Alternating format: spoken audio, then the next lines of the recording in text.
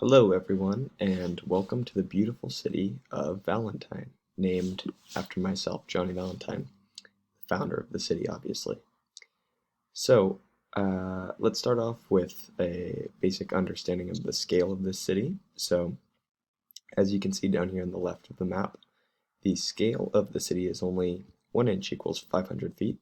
So, it's pretty small land-wise, actually, which I thought made sense for me because I know that I would prefer to live in a place where I can just kind of I can be within reach of anything I want and not have a endless, I don't know, I just feel isolated in huge, massive cities. But that's not to say I don't like it dense, because this city definitely is at a population of 20,000.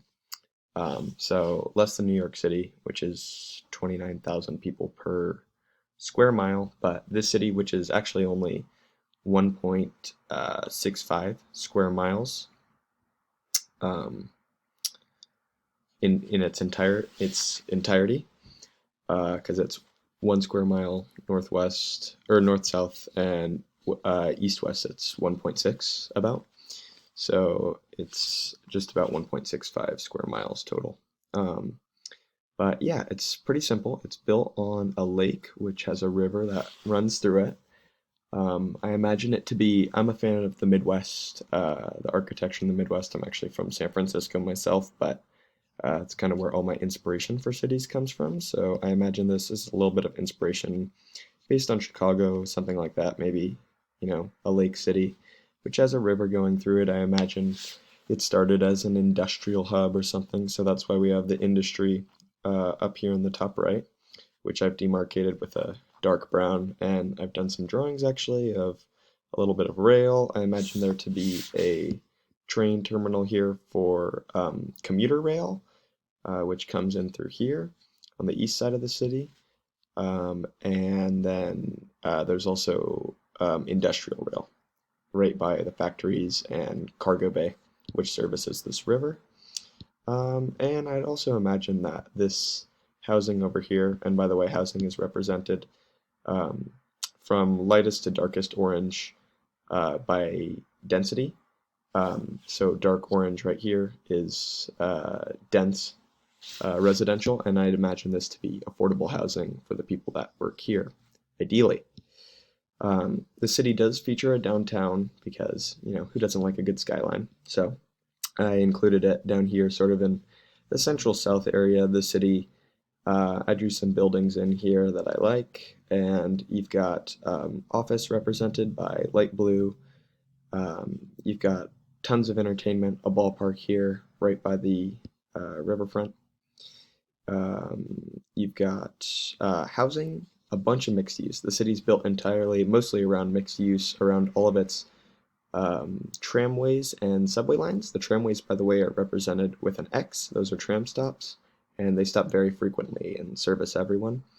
And sometimes passengers have the option to change to a subway at these circular patterns I've used, like this one here, this one here, this one here, this one here, etc. It's often tram and subway are grouped together so that people have ease of access to switch. And also, I've done this in case the city does end up growing in the future, so that there's a good network of transportation.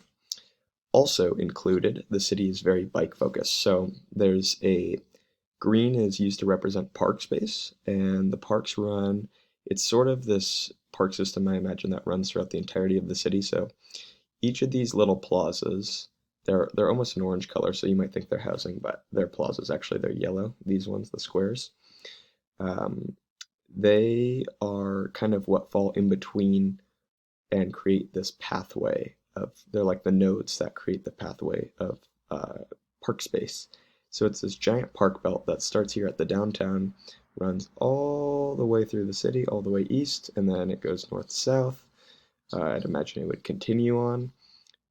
It takes a break here where the river is. Obviously you can't build a park through there, so there's just a pedestrian walkway. Not sure if you can see it, this line, I imagine, as a pedestrian walkway. And it runs up here to the north side of the city. And we've also got other tiny parks around the city here. We've got one up here on the west side. And down here there's another main park where also, yes, pink entertainment, but also I meant this not only as entertainment but as museum space. So hopefully that's why there's a lot of pink featured downtown. I'd imagine there to be a lot of museums, a lot of art museums, history museums. I like that sort of thing. Furthermore, I've gone ahead and included, so on top of this green belt, I've incorporated a riverfront promenade and lakefront promenade where this is actually all beach space that runs along the lake with a promenade for pedestrians to walk along, of course, and as it would go to the river, it would turn into specifically a pedestrian river walk, not as much a beach, of course. There are connections throughout the city for pedestrians and cyclists alike to cross. Yes, and we have a specifically designated bike highway that goes all throughout the city. Wherever you see these little bikes, that indicates the bike freeway, as I like to call it. Goes along the park system, the park belt, and central areas of the city. That would help dedicate, people who are trying to get through on bikes their own space. Otherwise, this is going to be all a pedestrian use city only. Pedestrians can use transport, public transport. That's why I've used a bunch of tramways and subways, because there will just simply be no vehicles entering the city. And of course, there's a rail station, so pedestrians should be fine. Um, let's see, when it comes to residential, the high density is concentrated mostly in the immediate downtown core, if you want to call it. Granted, it's a small city. And then it becomes, which I would imagine more so as, these 10, 12-story mega apartment buildings. And then we've got our residential medium density, or the middle housing, as they like to call it in urban planning jargon, if you will. And this comprises probably the majority of the city, up in the north side for sure. Middle housing, I'm just not personally a fan of only super dense housing. I like a little bit of space. And we've got a low residential designation in our zoning. This is going to be for our historic housing only, so I thought it'd be fun to carve out a little area that I imagined as a historic area of the city. This is where it would be located. I've drawn a little house to show what that might look like. However, most of the city is going to be denser than this little, single family home. That's why the population's higher. Otherwise, we've got mixed use. Commercial is in red. Lots of, I imagine, little businesses, shops all along. I've tried to do it along tramways and public access, routes so that people have a reason to shop there and whatnot. I think that's pretty simple. Otherwise, yes, we've got a bunch of, as I previously mentioned, public plazas dispersed throughout the city, where I'd imagine people would gather to talk, meet, socialize. And really, that is about it. The city has a little bit of everything. It's a small town, but it could maybe offer you the feeling of big city living within the Midwest without having to necessarily, have all of the cons of living in a massive concrete jungle.